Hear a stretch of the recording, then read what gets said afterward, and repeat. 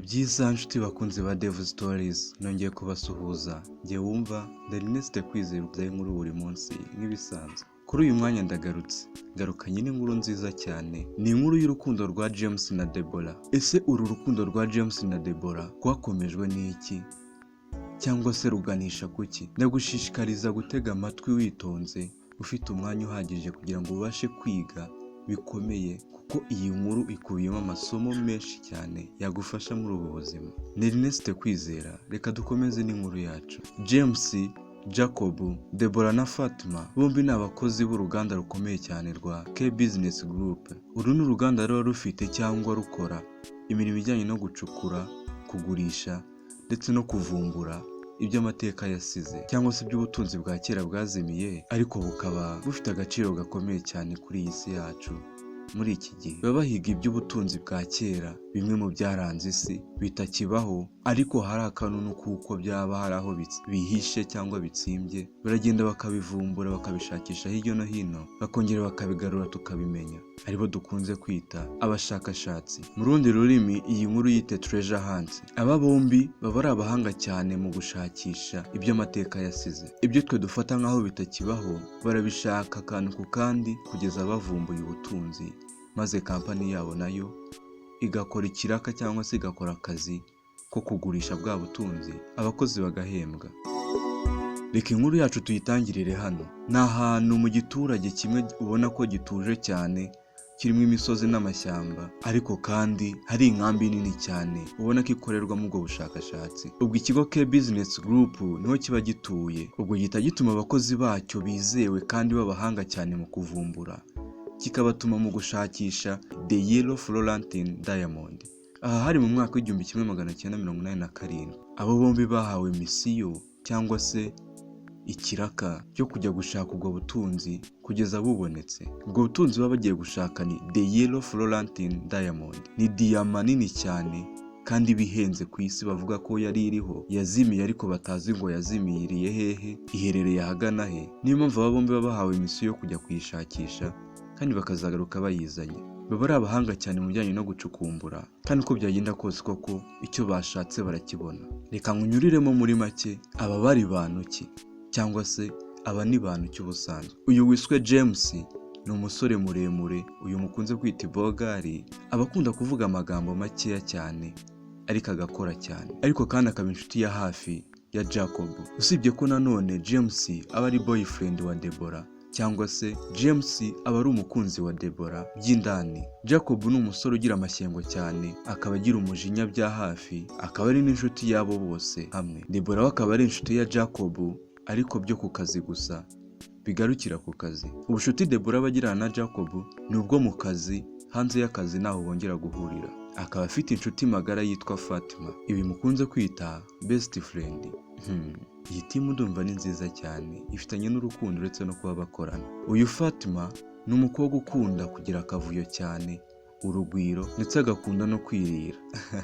Fatima abakunda ibyo kurya cyane, ariko mu kazi akaba seriye ndetse agakora cyane kugira ngo bombi batere imbere. Aba bombi iyo bagize ikibazo, umwe muri bo akabura cyangwa se akagira ikibazo nabashe kuza mu kazi, ntabwo kaba kagikozwe. Biyumva nk'ikipe, bakorera hamwe bombi, buri wese amakuru afite akayasangiza mugenzi we, kugira ngo bagire icyo bakuramo cyangwa babashe kuvumbura byinshi bigiye kure. None ubwo maze kugusobanurira aba bombi tugiye gutangirana n'inkuru yacu, twahita dutangira inkuru yacu noneho nta kibazo. Duvuga uko biri turi bugendane neza, nawe ukabasha gusobanukirwa. Reka dutangirire mu nzira, aho baba bari kugenda bagiye gushakisha ya Diamond yiswe Yellow Florentine. Ubwo baba bari kugenda rwose bayoborwa na kampasi, ariko ndetse kandi andi merekezo ubona ko bari kuyakura kuri map.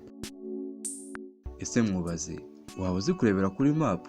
Byaba bitangaje cyane ku ngano yawe ubaye utazi kurebera kuri map ngo ubashe kugira icyo ubona cyangwa ubona amerekezo runaka. Niba utabizi, nicyo gihe nawe ngo ufate ayo masomo, kuko biba ari ingenzi cyane. Nawe wamenya hari igihe uzakenera map kugira ngo ibe yakuyobora ahantu hamwe cyangwa se ahandi. Nuko ubwo James ahita aterura ikiganiro akabaganiriza agira ati, mwibuke James ni wa musore muremure twavuze ngo ni bogari, ariko ukunda kuvuga amagambo makeya, akaba boyfriend wa Deborah. Nuko ubwo James ahita avuga ati, baby ngwino tugendane, abo nabo bareke bagendane ukwabo. Ariko kandi Fatima, ubwo nubona ko Jacob koko igihe cyageze nawe ngo ave mu bwigunge, ntabwo wamufata ngo umugire umukunzi umurinde kujya ajya kwirebera bya bimama. Nuko ubwo Jacob ahita amuca mu ijambo ati ceceka James, ariko se nawe nabanga koko byose hanze. Nuko ubwo barakomeje baragenda, ariko campus bakoreshaga igakomeza kubereka inzira igana mu ishyamba. Nabo ntibazuyaje, baragenda binjira mu ishyamba bajya guhiga. Wibuke baba bajyanwe no guhiga ubutunzi cyangwa se gucukumbura ibyo amateka yasize. Nuko ubwo barakomeje baragenda, ishyamba baginjiramo biratinda. Ubwo bari bageze hafi y'ahantu campus yaberekaga cyangwa se map yaberekezaga ko hashobora kuba hari ubutunzi bitewe n'ibikoresho byabo bari bafite bari kugenda bapimisha. Ubwo James akivuga ati dusa nkaho tuhageze, bose bahise bumva akajwi kacitse intege cyane kananiwe rwose kavugira kure gati nimireke duhagarare cyangwa se dushaka aho twicara tujye, njye ndumva inzara inyiyiciye pe. Bose baraseka cyane, bahindukira bagasanga Fatima rwose we abafite pome mu ntoki yatangiye no kwirira, inzara iba yamwiyiciye. Bose bati Fatima wagiye wihangana ko bakakanyuza usonza, twaje twese turiye twapakiye tumeze neza nta kibazo. Nuko this James nawe ahita akomeza ati ariko rero nubwo avuze kujya tukamuseka, nyamara nibyo twari dukwiye no gushaka aho dukambika tukabanza tukaruhuka, dore twagenze mayiro nyinshi cyane nta kuruhuka. Nuko ubwo Jacob nawe yungama ati hari ikibazo se, n'ubundi ko twasatiriye aho twaganaga? Nta kibazo rwose, mureke dukambike hano tuhubaka amatente tuharare, tubanze dutunganye n'ibyo kurya natwe ubwacu twiyiteho, turaza kuzinduka dusubira gushakisha. Deborah nawe ahita yungama atebye ati wow, ubwo njye na Jacob tugiye gukora tente yacu, namwe ubwo mukora iyanyu. Ubwo James nawe ati Deborah ushaka urupfu asoma impyisi. Ubwo this James washatse nko kumubwira ati nibeshye nkababona byabaye ibyo bintu uvuze, nahita mbica nta mikino. Ako kanya phone ya Jacob ihita isona, akajya ku ruhande akitaba ya telefone, akavugana n'umuntu bari kuvuga nawe atavuga, ahubwo akoresha geste yo kwikiriza gusa n'ibimenyetso by'umubiri. Yarangiza kuvugana n'uwo muntu agakupa telefone akagaruka mu bandi. Mbere gato yuko agaruka mu bandi avuga ijambo ngo yes manager, twahageze ndetse twiteguye gutangira akazi, mu gitondo turabyuka dushakisha. Nuko ubwo James nawe ahita amubaza ati manager atiki. Nuko ubwo this Jacob ahita akomeza amubwira ati ni manager warumamagaye, yagira ngo amenye ko twabashije kugira icyo tubona cyangwa se hari icyo tumaze kugeraho, ari no kumwe ngo tutangire tujye tumwapodatinga tumubwire buri kimwe naho tubigeze, aho bari biteguye kuba batwohereza ubufasha cyangwa se indi support yari yose igihe twayikenerera icyo ari cyo cyose. Nuko ubwo bahita batangira gufatanya, bagatangira kubaka tente. Bubaka tente ebyiri, James na Jacob bakajya muri tente imwe nk'abahungu, ubwo Deborah na Fatima nabo bakajya muri tente yabo. Gusa izo tente zabo zose ziba zegeranye ndetse zubatse zirebana utujyango twazo. Ubu se kuko aba basheri bizabashobokera kubana batandukanye gutya? James na Deborah twabonye bakundana nk'amazi n'ifi, James ufuha kubi ubu azabasha kubana n'umuhungu mugenzi we sheri wari kuba mu itente yo hanze? Reka twikomereze inkuru yacu twirebera aho bigana. Ubwo barakambitse burira, nuko Jacob wacu bimwanga mu nda arabyuka arasohoka. Gusa yasize abwiye mugenzi we ko agiye hanze kwihagarika ngo ndaje gatoya. Nuko ubwo Jacob mu mico mibi rwose tutari tumuziho ahita agenda akajya inyuma ya tente y'abana b'abakobwa, itareba ririmo kwaka imbere, akajya kuri tente agatangira akabarunguruka. Nyagasani, Jacob iyi mico ni bwoko ki? Twari tuzi ko ari umuntu uri seriye, none koko afite imyitwarire nk'iyo ngiyo? Ibya Jacob no gukunda abakobwa ubanza bizamukoraho. Ntabwo twari tuzi ko Jacob akunda abakobwa cyane kuri uru rwego, ubanza ariyo mpamvu badafite n'umusheri. Nuko ubwo akiri kubarunguruka aho ngaho nyuma ya tente, abakobwa bahita bashiraho akaziki bagatangira kwiririmbira ndetse no kukabyina muri tente yabo. Nuko ubwo Jacob ahita yikanga agasubira muri tente yabo we na James. Nuko ubwo James disaba yarananiwe cyane, ariko kuryama biramunanira. Yarangiza akabwira Jacob mugenzi we ugarutse muri tente avuye hanze ati brother, hari igitekerezo ngize kandi ifashe uze kugikunda, umfashe no kugikundisha abandi. Iki gitekerezo James abagize ni igitekerezo nyabaki, ashaka ko bakundishana bagenzi be kugeza bacyumvise. Ubwo Jacob ati giteye gute icyo gitekerezo? Nizere ko ugiye kumbwira ngo tujye kurarana na bariya abana b'abakobwa. Nyagasani, Jacob ndumva ari umusore udasanzwe, uyu musore ni umusazi cyane pe. Nuko ubwo James nawe ati yes uti wabimenye. Ndumva bitankundira rwose kuryama hano, sheri wanjye nawe aryamye hariya muri iriya tente. Ndumva bashizeho umuziki rwose, ubanza nawe yabuze ibitotsi, ubanza ari kwiyumva nk'uko ndi kwiyumva. hari icyo byagutwara uraranye na Fatima muri tente mwiraranira na Deborah wanjye hano? Jacob, hari icyo bigutwaye? Nuko ubwo Jacob ahita amubaza ati none se man, mission iherutse ko mwayikoze mwenyine mwabigenje gute? Wakongera ukabigenza nk'uko wabikoze ubwo muheruka muri misiyo. Nuko ubwo James nawe ahita aseka cyane akamubwira ati ngo turi twenyine, umva yari njye, manager, Fatima na Deborah. Man, nta na rimwe ndajyana n'urukundo rwanjye twenyine mu kazi, gusa ndumva kurara gucya bitankundira n'ukuri. Ubwo manager adahari mfashe ureke nisanzure Jacob. Nuko disi ubwo bakiri muri ibyo bakiri kuganira baseka, tente yabo isa n'inyeganyezi bakabyibazaho, bakiri kubyibazaho bagahita bumva ku rundi ruhande abakobwa barasakuje. Aba basore bombi bahita basohoka birukanka bakajya kureba ikibaye kuri abo bana b'abakobwa. Aha, ubanza iri shyamba rifite byinshi bihishe cyangwa rifite ubutunzi bwinshi, akaba ari nako ryuzuyemo amayobera. Nuko ubwo James ahita azana igihunga cyinshi akabaza Deborah ati Deborah, ubaye iki? Deborah nawe akamusubiza ati twe twumvishe tente yacu inyeganyega ariko turebera mu gicucucucu tubona ari ikintu nyine kiri guco gifite ikirizo kinini cyane. Nyagasani, iri shyamba se ririmo n'inyamaswa bahu? Nuko ubwo Fatima nawe ahita amubwira ati umva tugize ubwoba bwinshi nyine turasakuza ngo muze mundutabare. Bakiri muri ibyo James ahita areba hirya agahita abona ikintu kiri kurenga mu ishyamba kirukanka, ariko ntakibone neza. Abona ibitari byo bisa n'ibiri kunyeganyega, nabyiteho kavuga ati buriya zari inyamaswa zahunahunaga ibyo twataye hano tumaze kurya.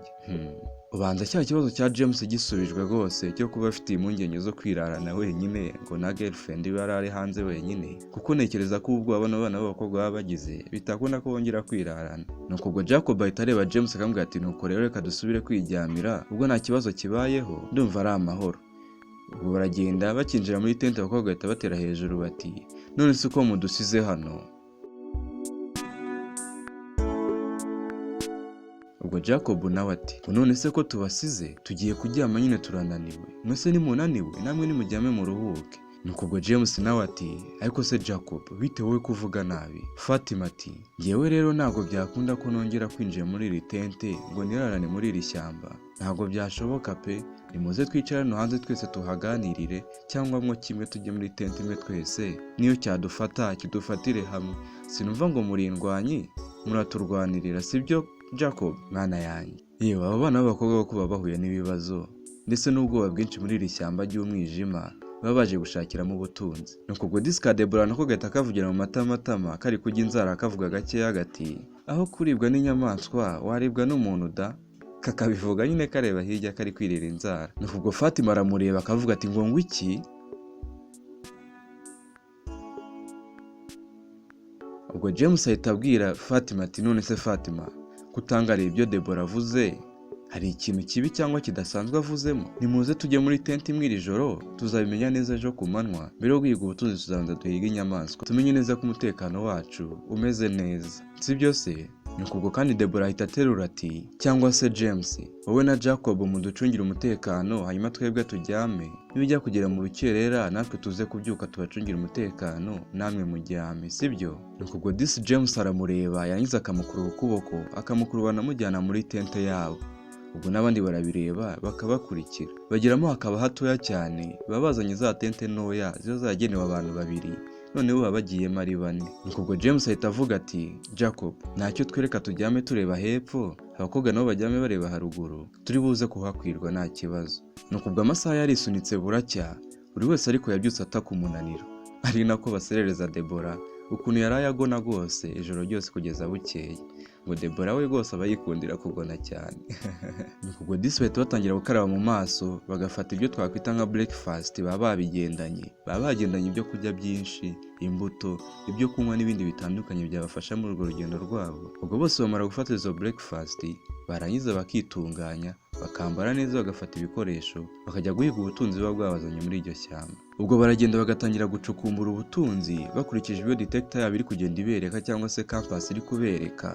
Hanyuma bakagenda babona ubutunzi bumwe na bumwe bwagiye busigara, harimo amashaneti y'amazahabu, ibice by'ibikombe by'amazahabu n'utundi tuntu tugiye dutandukanye.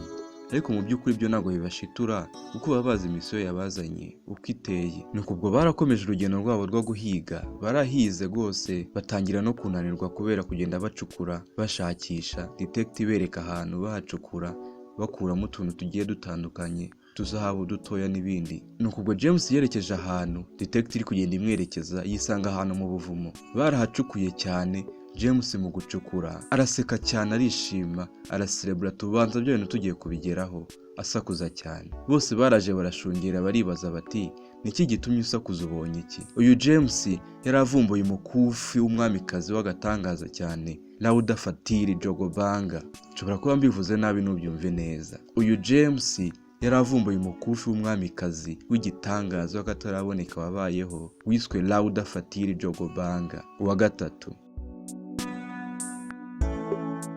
Lauda Fatiri Jogobanga ni umwamikazi wayoboraga ubwoko bw'abaje kuvamo Abarabu, Abazuru, Abanyafurika y'Epfo n'abandi bose birabura muzi baturuka muri ibyo bihugu. James akivumbura ibyo bice by'uwo mukufi yarishimye cyane, aravuga ati uko byagenda kose misiyo yacu iri hafi. Ubwo bose batekereza ko kubwo babo batangiye kubona imikufi nk'iyo ngiyo ihenze gutyo ifite agaciro karemereye, uko byagenda kose na Florentine bari hafi kuyibona ya zahabu yabazanye kuri misiyo. Ubwo bahise bose bafata ibikoresho bavuga ati reka ducukure cyane ndetse duhige cyane, tubonye imbaraga zo gushakisha, uko byagenda kose mu gihe kiri imbere turi buze kubona n'ibindi byinshi birushijeho. Ubwo ako kanya bakiri muri ibyo, bakiri kwishimira iyo ntsinzi bagezeho, muri ako kanya umuyaga wahise uba mwinshi cyane. Nyagasani, ese iri shyamba ririmo ibiki? Umuyaga wabaye mwinshi cyane, bose baregerana barafatana kugira ngo hatagira umuyaga ugwisha hasi akaba yakubita umutwe nko ku ibuye bikagenda nabi. Umuyaga warahushye wuzuyemo n'ivumbi ryinshi, ariko kugera urashira. Bafata bwa butunzi bwabo barabukusanya. Ubwo Jacob ahita ajya ku ruhande kuri telefone ati yesa, ni ukuri mumbabarire nari ngiye kubahamagara.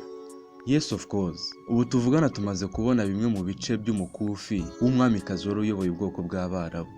Urumva ko dutangiye kubona iby'agaciro byinshi. Nuko ubwo baba bari kuvugana kuri telefone, aba ari manager yarangiza ati wow, ni byiza cyane, gusa bigume hagati yanjye nawe musore, kuko namaze kumenya ko hari umuntu utanga amakuru y'ibyo twagezeho mbere y'uko twe tuyatanga, kandi uwo muntu ntabwo ari mwiza na gato. Urumva ko ashobora gutuma rwose ibyacu byangirika cyane. Ibi ngibi tubigumisha ari ibanga rikomeye cyane. Wanyumvise Jacob? Ngaho sha shira loudspeaker mvugishe timu yanjye muri rusange. Hello my friends, felicitation kabisa ku byo mumaze kugeraho, ni iby'agaciro gakomeye cyane. Ni iby'agaciro kugira timu namwe cyangwa gukorana akazi namwe, ni iby'agaciro. Byose tugezeho nimwe tubikesha. Ubwo manager ahita akomeza akabaganiriza, ariko bitagiye kure network zitangira gucika. Manager agahita ava ku murongo byihuse, bisa nkaho ahubwo ari we yikubye. Ubwo bose bahita barebana bakabazanya bati ni gute ubwo manager yaba yise bura network kandi dufite ibikoresho bihagije? Ese ni ikibazo cya network cyangwa ubwo arakubye? Nuko ubwo bose bakiri kwibaza ibyo, Jacob ahita ababwira ati basore, ubwo rero tumaze kugeraho network ari nkeya kandi akaba ari ngewe ushinzwe gutanga amakuru, ubwo ngiye kujya nzamuka hejuru ku musozi abariho njya gutangira raporo. Siko mubyumva se? Nuko ubwo baramureba bagaseka, banyuze bagakomeza gushakisha cyangwa se bagakomeza gukora akazi kabo bakoraga. Barakora cyane, amasaha akisunika, ugatangira gusa nkaho buri kubiriraho, umugoroba wageze. Ubwo Fatima ahita aterura ati guys, ndakeka twakoze byinshi bishoboka kandi twakoze ibihagije no kuri uyu munsi. Nimureke kwigaya, ahubwo tutahe tujye kuruhuka, tuzongere gushakisha ejo. Ibyo Fatima avuga bari byo ni ukuri. N'undi ntago wakora cyane gukora utaruhuka, n'undi ibyo ukora nta kiba bizakumarira. Ubwo James nawe ati nibyo Fatima, we mureke turuhuke tuzigame imbaraga z'ejo kuko dufite byinshi byo gukora aha hantu. Ubwo bose bahita bafata ibikoresho byabo bagakusanya ibyo bari bamaze kugera mu mabox baba bazanye kubitwaramo, barangiza bakagenda berekeza kuri tente zabo. Nuko ubwo mu nzira bari kugenda, Jacob yitegereza Deborah cyane ukuntu ari kugenda agenda aseka, arebana na James baganira baseka bishimanye. Nuko ubwo Jacob ahita yongera intambwe akagenda akabegera, agahita akora mu mufuka yiwe agakuramo akantu k'agapapuro kazinze ukuntu, agahita agapfumbatisha Deborah nta wundi muntu ubibonye, yangiza agahita akomeza akabagenda imbere. Ese ubu butumwa Jacob abahaye Deborah ku gapapuro ni butumwa nyabaki? Ndi hano kugira ngo uze kuza gusobanukirwa, kandi nizere ko turi kubasha kugendana gatanu ku kandi cyangwa se 5 kwa 5. Nuko ubwo bakubitirije urugendo, ntibyatinze baragiye bagera ahandi bakambitse cyangwa se kuri ya matente yabo aho bahisemo gutura. Nuko ubwo bakobwa bahise basaba abasore bati James nawe Jacob, mwatwemereye mukadufasha kubaka akantu twazajya twikingamo turi gukaraba ko twebwe kwisiga amazi bitadushobokera nk'amwe abahungu, twe tuba dukeneye n'ukuri gukaraba tukiyitaho tukikorera isuku ihagije. Ubwo James nawe ahita amusubiza ati hari ikibazo se, reka dukoreshe bino biti biri hano tube twabakorera akantu ko kwikingamo, ubundi se twe namwe turi hano twenyine hari ikibazo, ariko kandi natwe tuba dukeneye gukaraba, ntimukavuge gutyo ngo twe twakwisiga amazi gusa bikaba bihagije. Ngo abahungu ntibajya bakarabara. Aha, ni Debora ubivuze, sinzi ubwo Debora ahantu aba abikuye, ngo abahungu bo bakwisiga n'amazi bigakunda, ariko se nibyo? Aha, ubwo bahita biyegeranya bakegeranya utuntu tw'udukoresho, bafata ibyuma byabo binini biba bicyaye cyane cyangwa se ibyo nakwita nk'inkota, bagatangira gutema ibiti bagenda babishinga, bagakora akantu kameze nk'akadushe umuntu yakwikingamo akaraba. Ubwo ntibyatinze nyine amasaha yarakomeje arisunika, ni amasaha y'umugoroba, nuko ubwo James na Fatima bahita bacana hanze bagashyira icyokezo cyo koteraho, barinze bagasohora ibyo kurya bagatangira bakarya, bakabwira n'abandi ngo nibaze bafungure. Debora nawe ahita yinjira muri tente, yarangiza agakora mu mufuka agakuramo ka kantu Jacob yamuhaye, akakarambura yarangiza akagasoma. Ni agapapuro Jacob aba yanikiye Debora, yanditseho ngo Debora, ndagushaka cyane kandi nibanga, ndetse uze wenyine unsange kuri Cape Point 234D, ndagutegereje. Iyi address Debora hawe nuze kuyibagirwa. Ubwo Jacob aba yahaye address Debora amubwira ati unsange kuri Cape Point 234D kandi nibanga, nugira undi muntu bibwira. Iri banga Jacob ashaka kubwira Debora bonyine mu ishyamba ahantu runaka yahisemo ko arimubwirira nibanga bwoko ki. Ubwo Jacob nawe yarangije kurya ibyo yajyaga, amaze no kwitera amazi rwose ubona yikozeho yitunganyije, ahita afata itoroshi yerekera mu ishyamba, yerekera kuri address yahaye Debora ngo baze kuhahurira. Ubwo Jacob yagiye azi ngo Debora amusize inyuma, ariko ageze yasanga Debora yahamutanze. Impamvu ahantu haba ari izi address cyangwa baziziranyeho, buri hantu hose baba banyuze cyangwa bagiye bagira ikintu bahavumbura, bahasiga icyo nakwita nk'imfatizo cyangwa se ibuye ry'imfatizo, kugira ngo n'ubutaha nibahagaruka bazahamenye, bazibuke ko aribo bahanyuze. Niho hantu iyi address Cape Point 234D yabashije kuva. Nuko ubwo Debora ahita abaza Jacob ati habaye iki? Niki cyatumye unzana hano kugira ngo njye nawe tuganire twenyine mu ibanga, twibete bagenzi bacu? Ubwo Jacob ahita asingira Debora akamusoma cyane. Nyagasani, Jacob ni umusazi we. Jacob twari tuzi ko ari inshuti ya James, inshuti ya Fatima na Debora, bunze ubumwe rwose ari inshuti magara zigendana. Nigute atinyutse kuba yashaka guca inyuma James, akamuca inyuma ku mukunzi we? Nuko ubwo Debora ahita amwiyaka cyane akamwishikuza, yarangiza agashaka kuvuza induru. Ubwo agiye kuvuza induru, Jacob ahita amubwira ati tuze nkubwire impamvu naguhamagariye hano, nusakuza biraba biturangiriyeho. Ibyo nkoze nagusuhuzaga, wishaka kubigira ibya danje. Hari ikintu nkoze utazi? Dore imwe mu mpamvu itumye duteraniye hano njye nawe muri kano kanya, bagenzi bacu tukaba tubasize hariya inyuma. Nuko ubwo Jacob ahita aterura ikiganiro abwira Debora ati Debora, James yagambaniwe, ari gushinjwa ubugambanyi bukomeye cyane buherutse kuba mu kwezi gushize. Bari gukeka ko ari ushobora kuba warabukoze cyangwa yarabuteje. Debora nawe mu gutangara cyane ati what? Ngo James akora ibiki? Ubugambanyi James? Nuko ubwo disi Jacob ahita akomeza amubwira ati ceceka hose nyine nkubwire wikwisaza, urumva ngo urashaka kundusha amajwi? Ni intungane ku buryo we atakosa? Neza utekereza ko bari kumukeka ku busa? Ntega amatwi nkubwire. Nuko ubwo rero bamaye off imeze gutya, bansabye ko ngomba gusinya ko nshoboye akazi kanjye ndetse n'akazi James yakoraga, hanyuma James we bakagira ukundi babigenza. Ibyo kandi biramviramo guhabwa umushahara wo hejuru cyane, nkava kubona hembwaga nkazamurwa mu ntera. Bimwe mu byo bansezeranyije harimo $5,000,000 ndetse no kuba manager director wa branch yacu nshyashya ya K Business Group bagiye gushinga hafi ya camp. Ngiye mu by'ukuri icyo nsabwa gusa ni ugusinya ko ibyo bamurega cyangwa ibyo bamushinja ari ukuri, ubundi aferi kabirangiye. Nuko ubwo disi Debora nawe n'umujinya mwinshi ati none se abo ni bande bari gushaka kumushirishamo? Ni KBG yakoze ibyo? None se wowe ugiye gusinya ko yabikoze kandi utabizi neza ko yabikoze, unabizi neza karengana Jacob? Jacob, please mbwira, hari icyo James atagukoreye koko? Hari ikintu cyiza yaba yarakoze wowe akagusiga inyuma? Urabiza gufata nk'umuvandimwe we, agukorera buri kimwe cyose, urabiza kwitaho kuva mukiri batoya mwarakuranye. James niwe muntu wakuzanye muri aka kazi, niwe muntu wakuzanye muri iyi timu yacu. None wowe uravuze ngo baguhaye ibihembo runaka kugira ngo umukuze mu kazi, ngo umugirire nawe ubizi neza ko umugambanyi ufashwe muri kampani yacu ahita abura n'ubuzima. None se ubu yakuzanye kubera ubugambanyi koko? Yaragambanye kugira ngo akuzane none nawe wabonye ko agiye kugambanura mujyanye. Ese koko nibyo James ni umugambanyi Jacob? Please. Nuko ubwo Jacob nawe akomeza agira ati umva Deborah, umva neza icyanteye kuba nakubwira ko ngushaka hano nguze wenyine hano mbe nagira icyo nkubwira. Nuko ari wowe rufunguzo ndetse ukaba umutabazi kuri boyfriend wawe. Ubwo Deborah nawe ati gute se Jacob? Gute ndi urufunguzo akawe nanjye mutabazi kuri boyfriend wanjye? Nsobanurira ntabwo nsobanukiwe neza.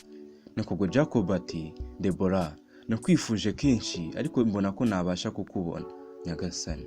Uyu musore ni umunyerari we. Ubwo njye mbonye ko nabasha kukubona niyo mpamvu nagutumiye hano ngo twishimane cyangwa twishimishe just for once.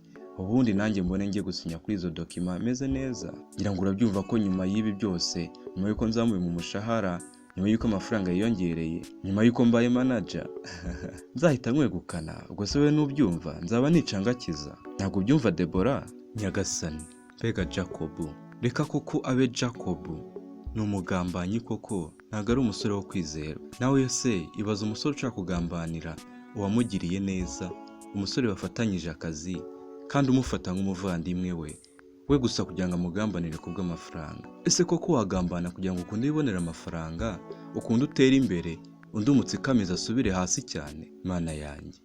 Ubwo Deborah iseseme iramwica cyane, umujinya ukaba mwinshi muri we, agahinda kakamwica yangiza akikokomora, agacira Jacob mu maso.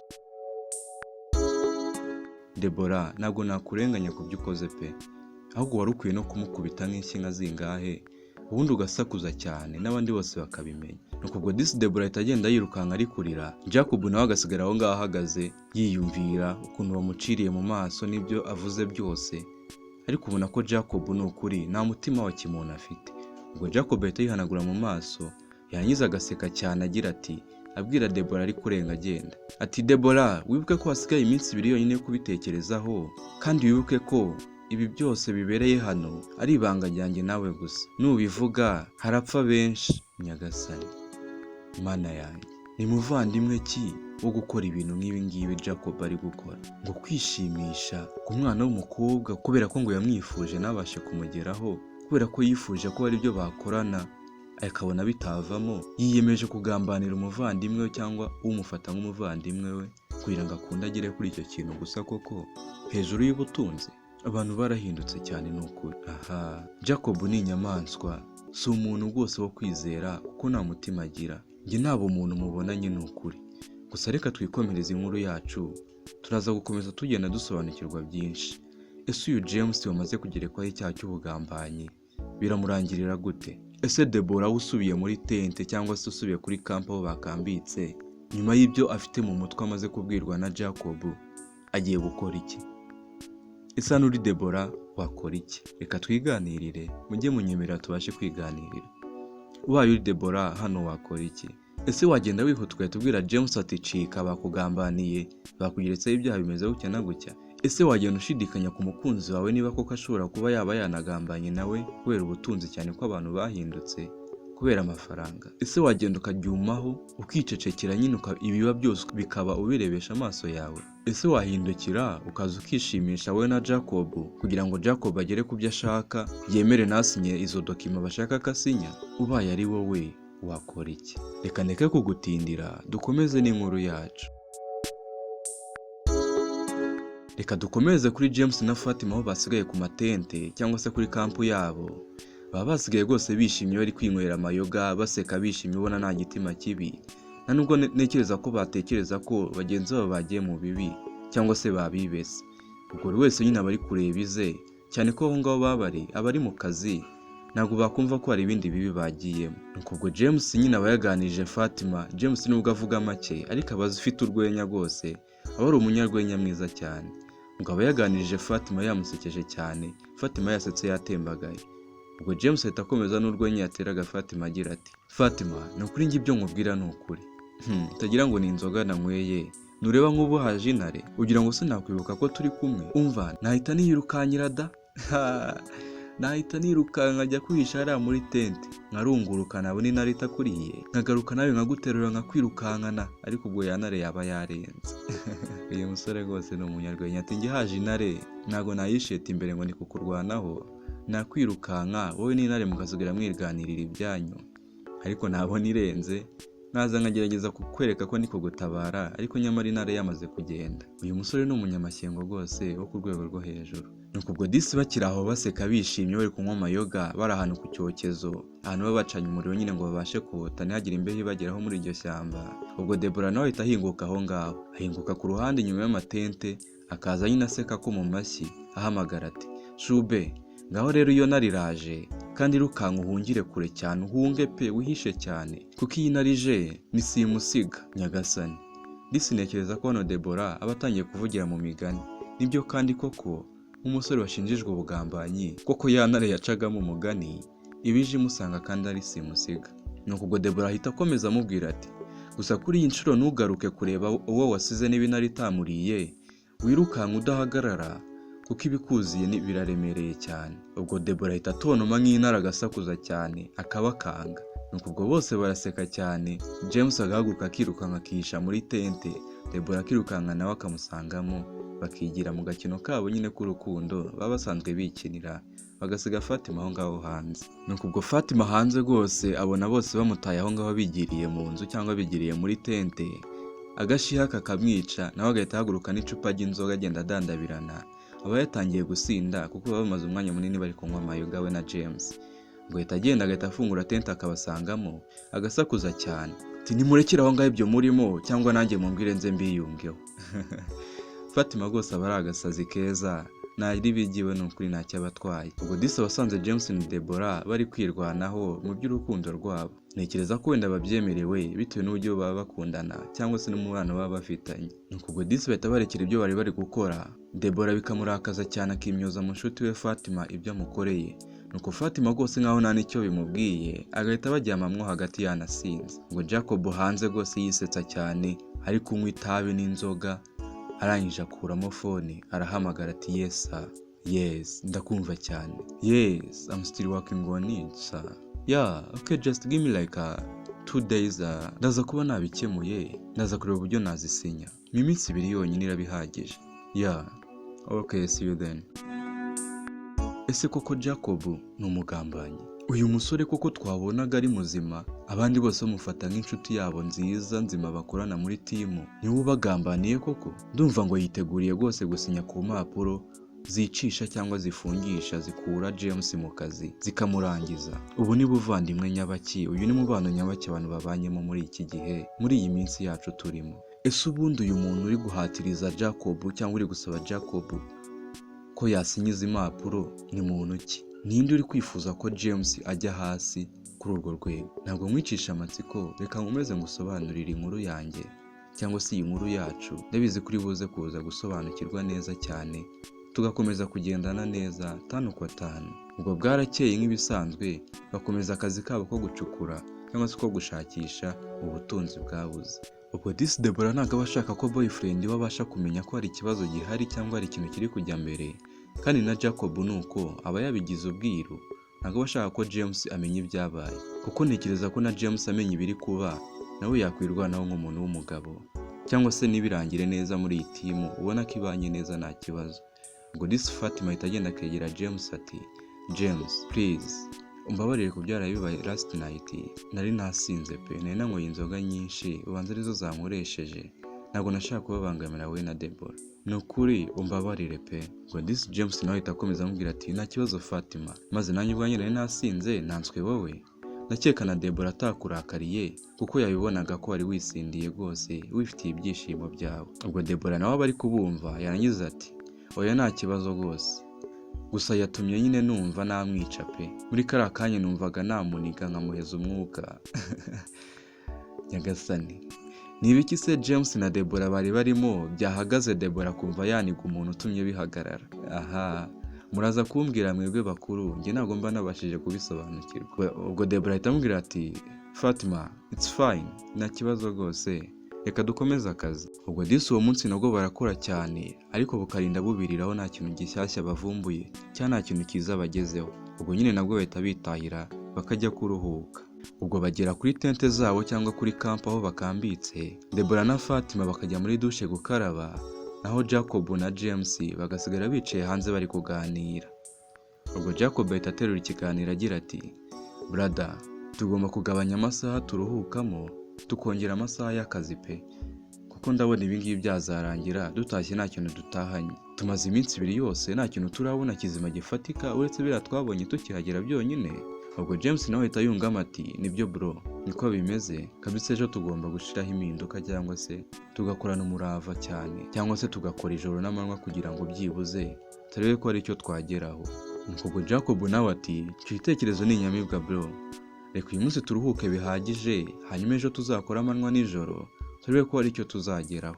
Ariko kandi tugomba no kwagura imbibi tukajya hariya hirya muri iriya shyamba tutarageramo tukareba naho uko bimeze. Ubwo abasore bakiri aho rwose bari kuganira, buri wese afite agacupa k'inzoga mu ntoki, bari kunywa baganira baseka nta kibazo. Abakobwa bahita babacaho bavuye muri dushe. Nawe ngira ngo urabyumva umuntu uvuye muri dushe ukuntu aba ameze. Ubwo babacaho Jacob akareba Deborah cyane akamwitegereza, gukurayo amaso rwose bikamunanira.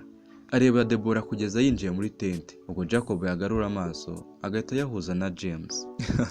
Ubwo James nawe ni ifuhe ryinshi cyane ati ayo maso nzayakuremo bro. Cyakoze reka nizere ko wenda uri kureba Fatuma kuko bari kugenda begeranye. Kuko ubaye wari uri kureba Deborah sinkubeshye nakugira impumyi da. Kubera ko njye ntekereza ko umukunzi wanjye ari Rukandaya. Ntekereza ko umukunzi wanjye ari ukumureba ugahita upfa uzize kuba amaso yawe byonyine abashije kumureba. Ubwo baraseka nyine Jacob agahita amwegereza agakarito k'inzoga ati fata inzoga twinywere bro, dukomeze twiganirire, ubuzima ni butoya. Nuko ubwo bakiri aho bari kuganira cyane rwose batwawe, bahita babona hepfo ahantu mu ishyamba hari ikintu giciyeho kirukanka, ibiti bigahubangana. Nuko ubwo Jacob ahita abaza James ati hari ikintu ubonyera? James nawe ati sindishuwa neza niba ari byo mbonye, gusa mbibonye amahushuka banziri ari inyamanzwa, tujye guhiga se? Ubwo Jacob nawe ati ngewe ahubwo ngize ngo ni inzoga nanyweye ejo ziri kunyirukamo, none ni ibyanyabyo nawe urakibonye se? Aho ntiwabonera ishyamba ribamo n'imizimu yo kubwabara uw'Isezari, tukaba tugiye guhiga imizimu mu butunzi bwabuze. Uyu musore rwose nubwo ari umuhemu ariko aba ari n'umunyamashyengo, ariko basi twizere ko yahindutse cyangwa yisubiyeho, iminsi ari kuyibara gusa ariko atazasinya ziriya dokima twumvise ngo agomba gusinya James agakurwa ku bintu. Nuko bakiri aho bakiri gutekereza ku byo babonye neza, Deborah ahita asohoka n'itoroshi rwose yimejeje neza ati guys, ubu twagenda mu kazi kuko nyumaze kwimeza neza na Fatima ndumva agiye gusoza agahita aza. Ubwo abasore bahita bamureba baramubwira bati oya, uyu munsi mureke turuhuke, ejo nibwo tuzakora amanywa nijoro kugira ngo turebe ko hari icyo twageraho. Nuko ubwo bararyamye bararuhuka, bukeye bwaho nyine basubira guhiga nk'ibisanzwe. Barahize bahiga amanywa nijoro, ariko bigeze mu gicuku cyane Deborah ari guhiga agira gucyagwa ku kazahabu gatoya cyane. Ako kazahabu yaragakuruye asanga gafasheho umunyururu, arakomeza arakurura cyane yumva hasi biraremereye. Ahamagara bagenzi be baramufasha baracukura. Baracukuye cyane bagwa ku kantu k'agasanduku, bagafunguye basangamo imikufi ya kera, imikufi myiza cyane, amaherena, amasaha ndetse n'amashanete byiza, byose bikoze muri zahabu na diyama. Ubwo birabashimisha cyane bakavuga ati byibuze uyu munsi urabona ko umwanzuro twafashe wo gukora amanywa nijoro ari uwa nyawo, urabona ko byibuze tubashije kugira icyo tubona, ntabwo uyu munsi upfuye ubusa. Ubwo James yahise ababwira ati nukuri mujye mureka dukomeze dukorere hamwe nka timu, turebe ko twazagera kuri byinshi bigiye kure, tukazitwa abavumbuzi b'isi ba mbere babayeho, natwe noneho bakazatuvumbura mu mateka yaranze isi. Nuko ubwo disi bakiri aho bakiri kwishimira iyo ntsinzi bagezeho muri iryo joro, Jacob ahita asa nk'ugiye ku ruhande gatoya ahantu inyuma y'igiti, agafata telefone yiwe akandika message akayohereza, nta muntu avugishije nta n'uwabwiye ibyo akoze, agahita agaruka. Nuko ubwo nyine bahita barekeraho no guhiga, bakavuga ngo barananiwe reka bazigame imbaraga z'umunsi ukurikiyeho bagataha. Ubwo baragenda nyine bakagera mu rugo, bagafata amayoga agiye akomakomeye baba baje bitwaje, bakanywa bagacuranga bakabyina, abakobwa n'abahungu bose bakabyina bakishimira intsinzi bagezeho, ibintu bikagenda neza cyane. Ubwo Fatima ahita yinjira muri tente nyine baba bari kubamo, urabizi ko basigaye baba muri tente imwe bose hamwe, agasanga ku buriri hari matera yonyine nta mashuka ahari, ndetse yareba n'imyenda imwe n'imwe agasanga ntayirimo, ndetse n'ibyo kurya byose bihiye ntabihari. Ubwo arumirwa cyane agahita avuga ati ese babisohoreye rimwe cyangwa babyimuriye mu yindi tente. Ubwo arasohoka akabibabwira bagaseka cyane bakavuga ati ngwino garuka ushiremo n'izindi nzoga, dore n'ubundi bifuri bivurwa n'ibindi bifuri. Ngo inzoga zivurwa n'izindi, niko bari kubwira Fatima. ati se wasinze zingana iki zituma ugera mu nzu ukabona ko uburiri ari bwonyine n'ibyo kurya ntabihari? Ngwino dukomeze twinywere, ubwo nitugera kuryama twese turabirebaho. Ubwo Fatima disi nawe ahita avuga ati wa mugani, nanjye izi nzoga nasinze ni bwoko ki? Se ndumva ko twaba twibwe mu ishyamba rimeze gutya. Reka nanjye ndeke niryohereze nk'abandi, ubwo tuzaba tureba ibyo ari byo. Nuko ubwo bakiri aho rwose banywa amayoga batangiye gusinda bishimye bameze neza baserebura iby'intsinzi bagezeho mu ijoro ryakeye, ubona rwose bose umugambi ari umwe nta kibazo. Deborah ahita afata telefone yiwe akandikira mesaje Jacob. Yandika mesaje agira ati Jacob, duhurire kuri Cape Point 234D nyuma ya 10 minutes Nyagasani. Ese Deborah avuye ku izima agiye gukorera Jacob ibyo ashaka? Ese agiye kumwinginga basi bagira ukundi kuntu babigenza ariko James agume ari muzima cyangwa se ntihagire ikibi kimubaho? Reka turebe ubutwari bwa Deborah niba koko ari umukobwa wizewe kandi wabasha kurwanirira boyfriend wiwe kugira ngo icyiza cyose gikomeze kumugirirwaho. Reka dusubire n'igice cya kabiri. Nucikwe, ndakumenyesha ko buri wa kabiri, buri wa kane ndetse na buri wa gatandatu uzajya wakira inkuru nshyashya kandi nziza irimo amasomo menshi. Ngiye wakugezagaho inkuru Ernest Kwizera nk'ibisanzwe, ndamugezaho inkuru za buri munsi uko hirya no hino bigiye bimeze kuri iyi si yacu.